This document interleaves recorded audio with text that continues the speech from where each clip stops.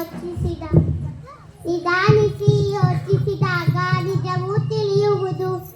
ನಿಧಾನಿಸಿ ಯೋಚಿಸಿದಾಗ ನಿಜವೂ ತಿಳಿಯುವುದು. ಹಾ ಹಾ ಹಾ ಹಾ. ದೂರದಲ್ಲೊಂದು ಕಾಡಿತ್ತು, ಕಾಡಲ್ಲಿ ಒಂದು ಮನೆ ಇತ್ತು. ಮುಂಗುಸಿಯೊಂದು ಅಲ್ಲಿತ್ತು, ಮನೆಯನ್ನು ಕಾವಲು ಕಾಯ್ತಿತ್ತು. ಆ ಮನೆಯೊಡತಿ ಗಂಗಮ್ಮ, ತೊಟ್ಟಿಲೊಳವಳ ಕಂದಮ್ಮ. ಮುಂಗುಸಿ ಅಲ್ಲದೆ ಬೇರೇನು ಮಗುವಿನ ಆಟಕ್ಕೆ ಇಲ್ಲಮ್ಮ.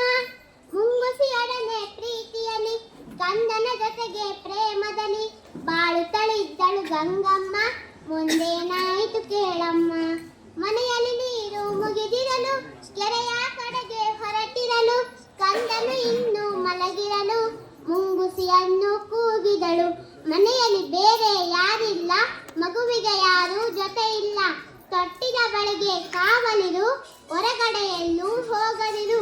ಗಂಗೆಯ ನೀರಿಗೆ ಹೊರಟಾಗ ಬೇಲಿಯಲಿದ್ದ ಕರಿನಾಗ ಸರಸರ ಹರಿಯಿತು ರಭಸದಲ್ಲಿ, ಮನೆಯನ್ನು ಸೇರಿತು ನಿಮಿಷದಲ್ಲಿ.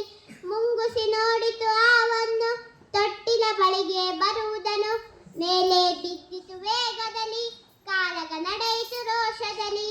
ಸೋತಿತು ಹಾವು ಜಗಳದಲ್ಲಿ, ಮುಂಗುಸಿ ಗೆಲುವಿನ ಹರುಷದಲ್ಲಿ. ಆವಿನ ಪ್ರಾಣವ ಹೀರಿತ್ತು, ಬಾಯಲ್ಲಿ ರಕ್ತವು ಚಿನುಗಿತ್ತು.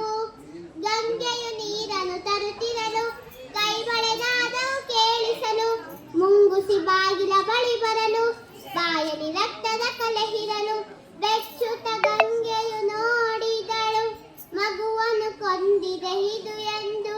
ಮುಂಗುಸಿಯನ್ನು ಚಚ್ಚಿದಳು, ಅಳುತ್ತಾ ಒಳಗೆ ಓಡಿದಳು. ತೊಟ್ಟಿಲ ಕಂದನು ನಗುತ್ತಿತ್ತು, ನೆಲದಲ್ಲಿ ಹಾವು ಸತ್ತಿತ್ತು.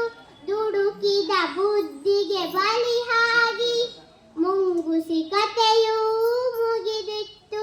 ಕೇಳಿದ್ದು ಸುಳ್ಳಾಗಬಹುದು, ನೋಡಿದ್ದು ಸುಳ್ಳಾಗಬಹುದು.